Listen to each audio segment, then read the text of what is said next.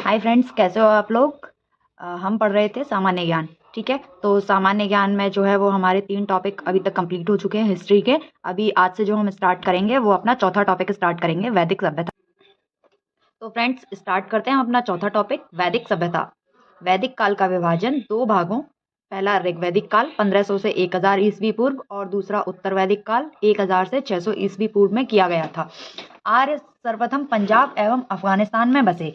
Max Muller ने आर्यों का मूल निवास स्थान मध्य एशिया को माना है। आर्यों द्वारा निर्मित सभ्यता वैदिक सभ्यता कहलाई। आर्यों द्वारा निर्मित सभ्यता वैदिक सभ्यता कहलाई। आर्यों द्वारा विकसित सभ्यता ग्रामीण सभ्यता थी। आर्यों की भाषा संस्कृत थी। आर्यों के प्रशासनिक इकाई आरोही क्रम से इन 5 भागों में बांटा था: कुल, ग्राम, विश्व, जन, राष्ट्र। आर्यों ने प्रशासनिक इकाई को आरोही क्रम से इन 5 भागों में बांटा था: कुल, ग्राम, विश्व, जन, राष्ट्र। ग्राम के मुखिया ग्रामीणी एवं विश्व का प्रधान विश्वपति कहलाते थे। ग्राम के मुखिया ग्रामीणी एवं विश्व का प्रधान विश्वपति कहलाते थे। जन के शासक को राजन कहा जाता था। जन के शासक को राजन कहा जाता था। राज्य अधिकारियों में पुरोहित एवं सेनानी प्रमुख थे। राज्य के जो अधिकारी होते थे उसमें पुरोहित एवं सेनानी प्रमुख थे। सूत, रथकार तथा कंपादी नामक अधिकारी रत्नी कहे जाते थे। सूत, रथकार तथा कंपादी नामक अधिकारी रत्नी कहे जाते थे। इनकी संख्या राजा सहित करीब 12 हुआ करती थी। पुरप, दुर्गपति एवं स्पर्श जनता की गतिविधियों को देखने वाले गुप्तचर होते थे। पुरप, दुर्गपति एवं स्पर्श जनता की गतिविधियों को देखने वाले गुप्तचर होते थे। वाजपति गोचर भूमि का अधिकारी होता था। वाजपति किसे कहते हैं? गोचर भूमि का जो अधिकारी होता था उसे वाजपति कहा जाता था। उग्र अपराधियों को पकड़ने का कार्य करता था। उग्र का क्या कार्य था? अपराधियों को पकड़ने का कार्य था। सभा एवं समिति राजा को सलाह देने वाली संस्था थी। सभा एवं समिति कौन थी? राजा को सलाह देने वाली संस्था थी। सभा श्रेष्ठ एवं सम्राट लोगों की संस्था थी। सभा श्रेष्ठ एवं सम्राट लोगों की संस्था थी, जबकि समिति सामान्य जनता का प्रतिनिधित्व करती थी। समिति का क्या कार्य था? जो सामान्य जनता थी उसका प्रतिनिधित्व करती थी। इसके अध्यक्ष को ईशान कहा जाता था। इसके अध्यक्ष को ईशान कहा जाता था।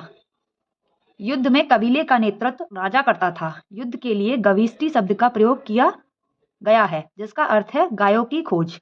युद्ध के लिए किस शब्द का प्रयोग किया गया है? गविष्टि शब्द का प्रयोग किया गया है, जिसका अर्थ है गायों की खोज। दशराज्य युद्ध का उल्लेख ऋग्वेद के 7वें मंडल में है।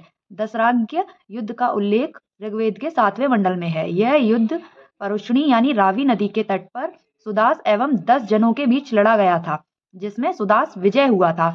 अब यहाँ से आप चाहें तो ये भी याद कर सकते हैं कि जो रावी नदी है उसका दूसरा नाम क्या है, या रावी नदी को किस और नाम से जाना जाता है? परुष्णी नाम से रावी नदी को जाना जाता है।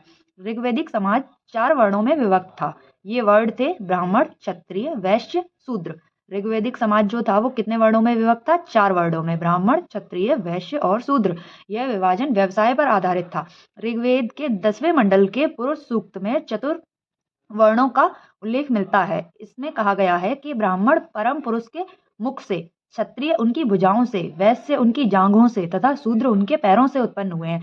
ब्राह्मण परम पुरुष के मुख से, क्षत्रिय उनकी भुजाओं से, वैश्य उनकी जांघों से एवं शूद्र उनके पैरों से उत्पन्न हुए हैं। आर्यों का समाज पितृ प्रधान था। आर्यों का समाज कैसा था? आर्यों का जो समाज था वो पितृ प्रधान था। समाज की सबसे छोटी इकाई परिवार या कुल थी। समाज की सबसे छोटी इकाई परिवार या कुल थी, जिसका मुखिया पिता होता था, जिसे कुलूप कहा जाता था। जिसका मुखिया पिता होता था एवं जिसे कुलूप कहा जाता था। स्त्रियां इस काल में अपने पति के साथ यज्ञ कार्य में भाग लेती थीं। बाल विवाह एवं पर्दा प्रथा का प्रचलन नहीं था। बाल विवाह एवं पर्दा प्रथा का प्रचलन नहीं था। विधवा अपने मृतक पति के छोटे भाई यानी अपने देवर से विवाह कर सकती थी। जो विधवा स्त्रियां होती थी वो अपने मृतक पति के छोटे भाई अपने देवर से विवाह कर सकती थी। अब इसमें ये कुछ पॉइंट दे रखे हैं। अब ये जो पॉइंट्स हैं ये मोस्ट इंपॉर्टेंट हैं, ये सभी को याद होने चाहिए क्योंकि ये अक्सर एग्जाम में पूछे जाते हैं। उपनिषदों की कुल संख्या क्या है? मतलब कि जो हमारे उपनिषद हैं वो कितने हैं? 108 हैं।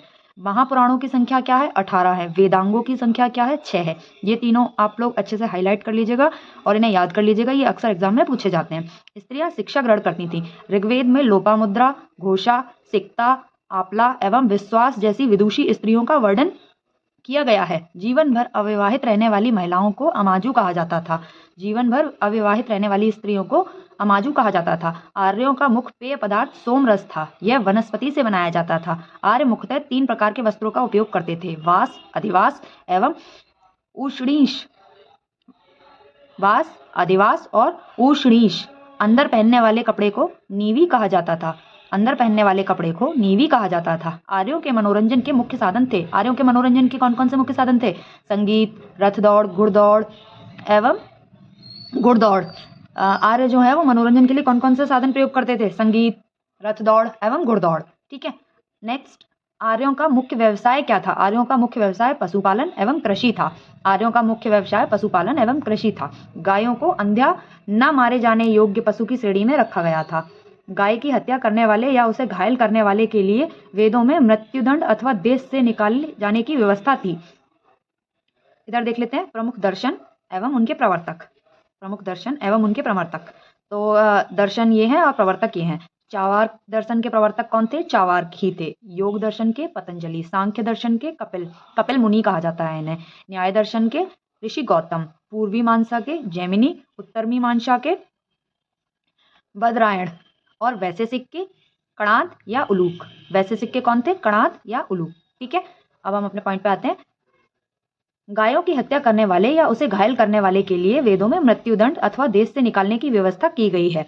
आर्यों का प्रिय पशु घोड़ा एवं सर्वाधिक प्रिय देवता इंद्र थे।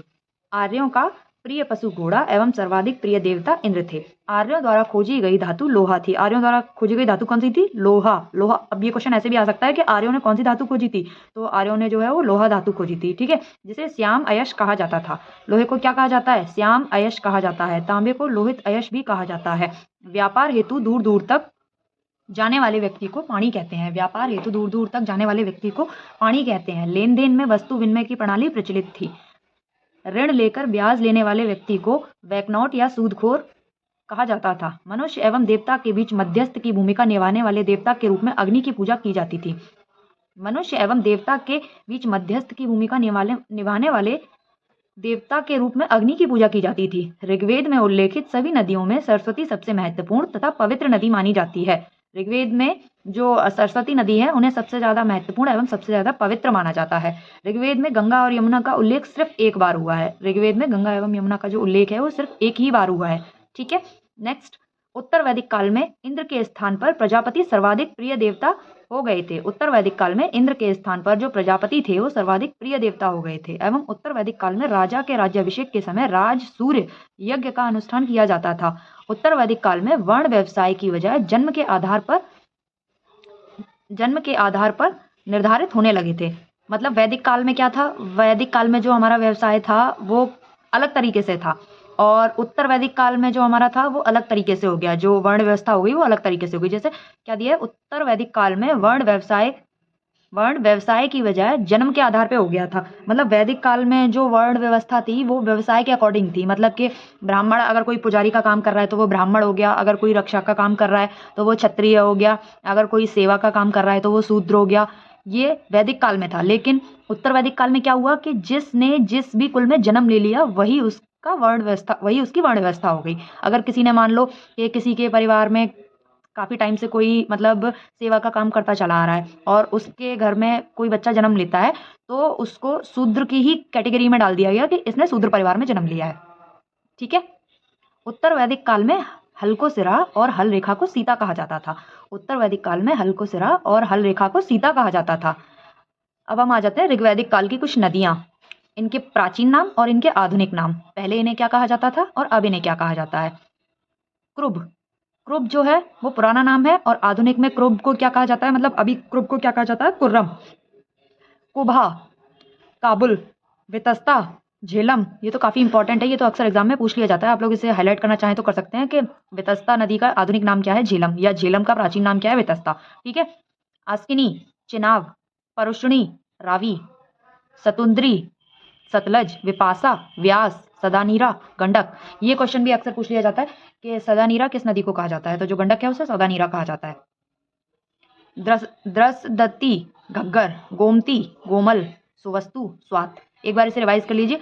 क्रुब, कुर्रम, कुबा, काबुल, वितस्ता, झेलम, आस्किनी, चिनाब, परुष्णी, रावी, सतुद्री, सतलज, विपाशा, व्यास, सदानीरा, गंडक, द्रसदत्ती, घग्गर, गोमती, गोमल, सुवस्तु, स्वात। ठीक है, अभी हम आते हैं नेक्स्ट। उत्तर वैदिक काल में निस्क और शतमान मुद्रा की इकाइयाँ थीं। उत्तर वैदिक काल में निस्क और शतमान मुद्रा की इकाइयाँ थीं, मतलब कि उत्तर वैदिक काल की जो मुद्राएं थी उन्हें क्या कहा जाता था।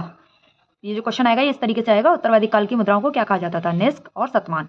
लेकिन इस काल में किसी खास भार, आकृति और मूल्य के सिक्कों के चलन का कोई प्रमाण नहीं मिला है। सांख्य दर्शन भारत के सभी दर्शनों में सबसे प्राचीन है। इसके अनुसार मूल तत्व 25 हैं, जिसमें प्रकृति पहला है। सांख्य दर्शन भारत के सभी दर्शनों में सबसे प्राचीन है। इसके अनुसार जो मूल तत्व हैं वो 25 हैं। इसमें प्रकृति जो है वो पहला तत्व है। सत्यमेव जयते मुंडको उपनिषद से लिया गया है। इसी उपनिषद में यज्ञ की तुलना टूटी नाव से की गई है। ये मोस्ट इंपॉर्टेंट क्वेश्चन है, आप इसको हाईलाइट कर सकते हैं। ये सत्यमेव जयते जो है वो किस उपनिषद से लिया गया है, तो आपको ऑप्शन में दिया जाएगा मुंडको उपनिषद, तो आप इसे हाईलाइट कर लीजिए। गायत्री मंत्र, गायत्री मंत्र सवृत नामक देवता को संबोधित है, जिसका संबंध ऋग्वेद से है। क्वेश्चन इस तरीके से आ सकता है कि गायत्री मंत्र जो है वो किस वेद में पाया जाता है, तो ये ऋग्वेद में पाया जाता है। उत्तर वैदिक काल में कौशाम्बी नगर में प्रथम बार पक्की ईंटों का प्रयोग किया गया। उत्तर वैदिक काल में कौशाम्बी नगर में प्रथम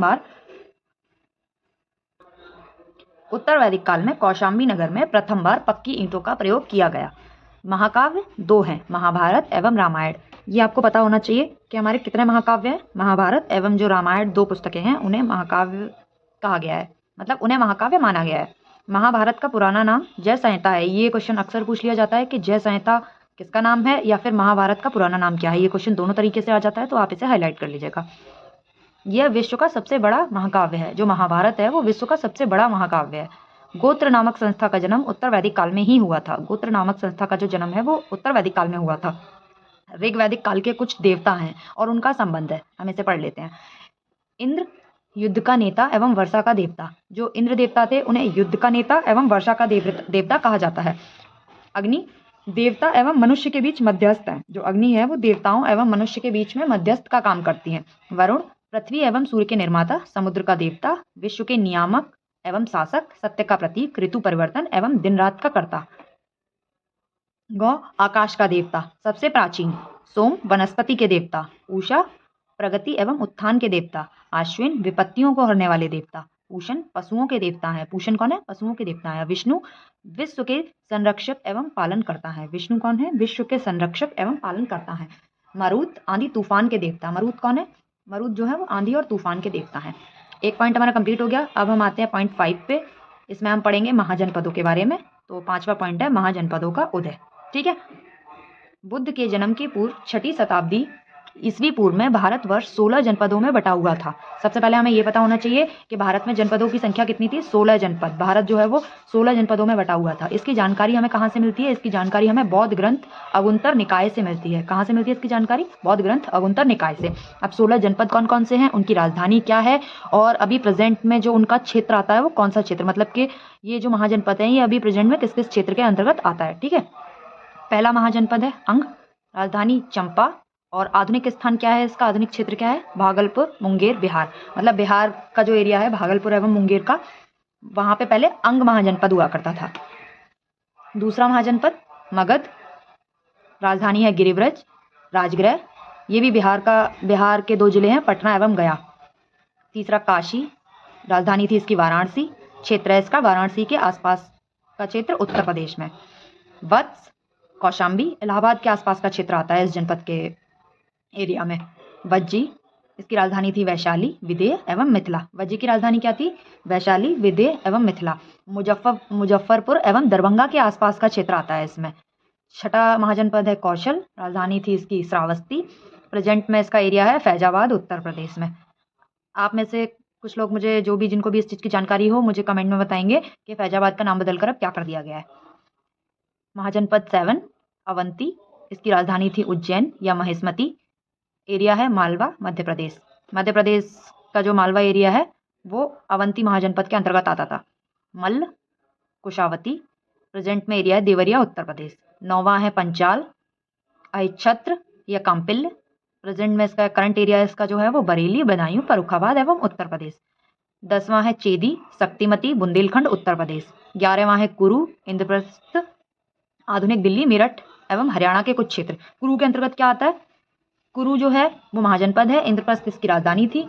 अभी प्रेजेंट में जो इसका एरिया है वो है तुम्हारा आधुनिक दिल्ली, मेरठ एवं हरियाणा के कुछ क्षेत्र। 12वां आपका महाजनपद आता है मत्स्य। राजधानी है विराटनगर। एरिया है इसका जयपुर, राजस्थान के आसपास का क्षेत्र। विराटनगर मत्स्य महाजनपद कहाँ आता है? जयपुर में, राजस्थान के आसपास का कुछ क्षेत्र। कंबोज, राजधानी है हाटक। राजौरी एवं हजारा क्षेत्र जो कि उत्तर प्रदेश में आते हैं। 14वां है सूरसेन। कैपिटल यानी राजधानी है इसकी मथुरा, मथुरा उत्तर प्रदेश में। 5वां है असमक। 15वां महाजनपद कौन सा है? असमक। राजधानी है पोटली या पोतन। और जो एरिया है इसका अभी आधुनिक वो है गोदावरी नदी क्षेत्र। दक्षिण भारत का एकमात्र जनपद, दक्षिण भारत का एकमात्र ऐसा जनपद है ये, मतलब एकमात्र ऐसा महाजनपद है जो कि दक्षिण भारत में है। 16वां महाजनपद है गांधार। राजधानी है इसकी तक्षशिला। एरिया है इसका रावलपिंडी एवं पेशावर, पाकिस्तान। ठीक है, 2 पॉइंट हमने आज की वीडियो में कंप्लीट कर लिए। अभी हम पढ़ेंगे जैन धर्म। वैसे तो ये है कि अभी आज हमने जो 2 पॉइंट कवर किए हैं, तो मेरे हिसाब से तो ये है कि आप लोग पहले ये 2 पॉइंट अच्छे से रिवाइज कर लीजिएगा, ठीक है? क्योंकि इसके बाद जो जैन धर्म, बौद्ध धर्म है, ये हम लोग नेक्स्ट वीडियो में पढ़ेंगे तो ज़्यादा बेटर रहेगा। क्योंकि फिर एकदम से वीडियो ज़्यादा बड़ी हो जाएगी तो आप लोगों के माइंड से भी है ना फिर स्विच हो जाता है, समझ में नहीं आता है। इसलिए आज आप लोग ये 2 पॉइंट रिवाइज करिए, बाकी जैन धर्म, बौद्ध धर्म जो है वो हम अपनी नेक्स्ट वीडियो में लेकर आएंगे। Okay, thank you.